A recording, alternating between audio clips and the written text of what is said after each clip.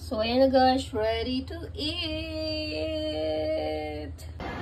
Hi guys! Welcome to V's YouTube channel kung saan lagi kayong ang bida! Yay!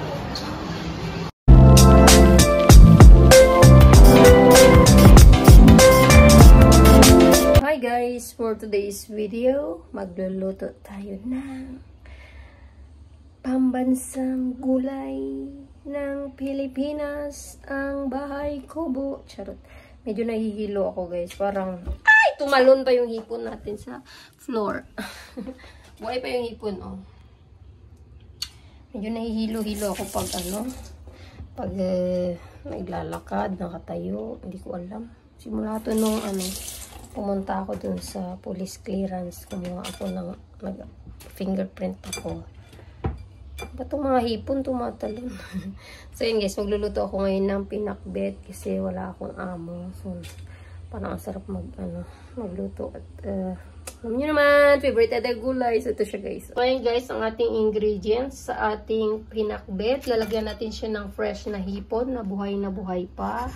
So ayan, meron tayong sitaw, peas, itong ating ampalaya, of course, ang favorite natin, okra, at meron tayong kalabasa, pampalinaw ng mata.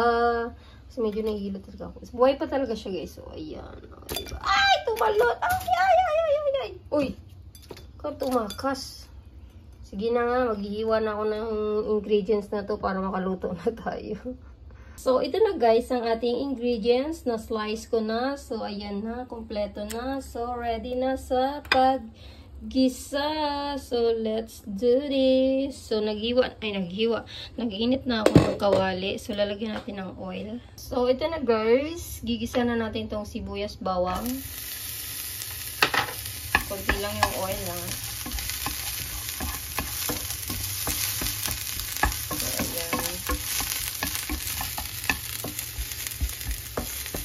Bango pa agad. Close ko muna yung door namin kasi mangangamoy yung sala.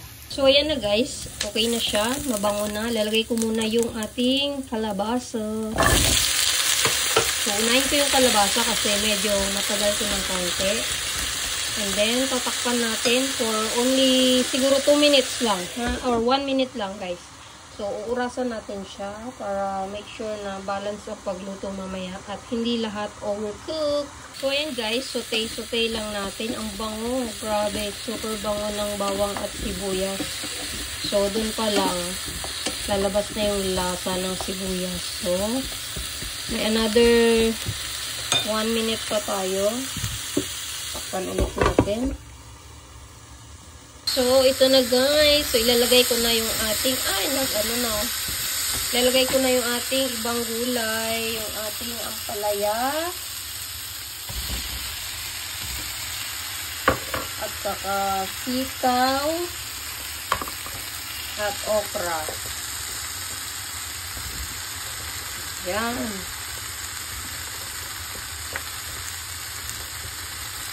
So, ayan guys ha. So, lalagyan ko ng ng water guys. Maglagay tayo ng water. So, ayan guys, mag-add tayo ng water. Gusto ko medyo may sabaw ng konti yung ating pakbet. Yan. So, ayan na guys. Nag-add tayo ng water. And then, papakuluan lang natin to ng another 30 seconds. Tapos, i-add natin yung ating okra. Ayan. Kasi yung hipon natin is napakabilis lang yan. So, ayoko siyang overcook. So, ganun ako magluto. Diba guys? Healthy tayo. Healthy. Char. So, tatakpan ko for 30 seconds bago ilalagay ko yung ating okra. Kasi yung okra is napakabilis lang din yan. And then, itong ating peas, which is the last one, together ng ating hipon siguro. So, paglagay ako ng seasoning natin guys. So, ito na guys. Kakain na ako. Ayan, let's eat. So, yun guys, kakain na ako. Woo! Grabe. Ay, perfect.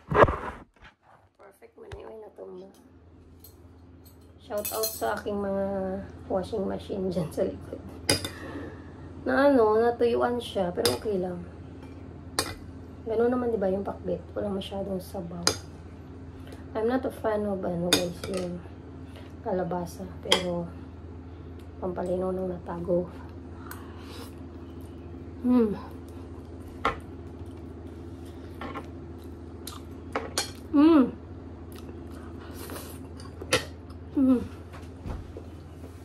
Masarap ng ano guys.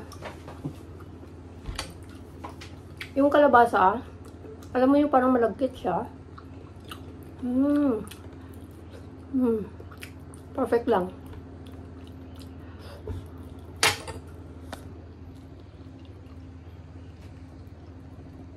Thanks for watching. Bye! Kain tayo guys. Sarap po, pakbet. With fresh hipon. Nakakatamad mag-ano.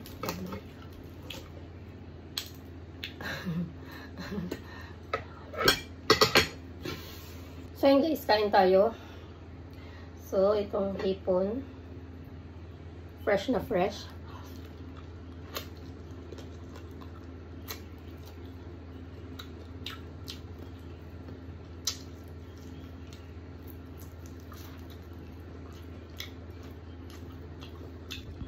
Okra, my favorite. Ang palaya. Ang rice.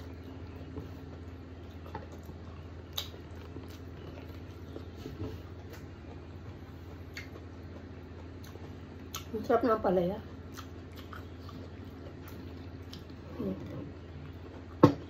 Isang kawali yung niluto ko.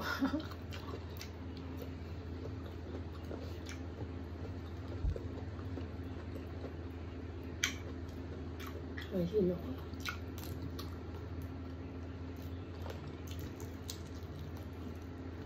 Diba?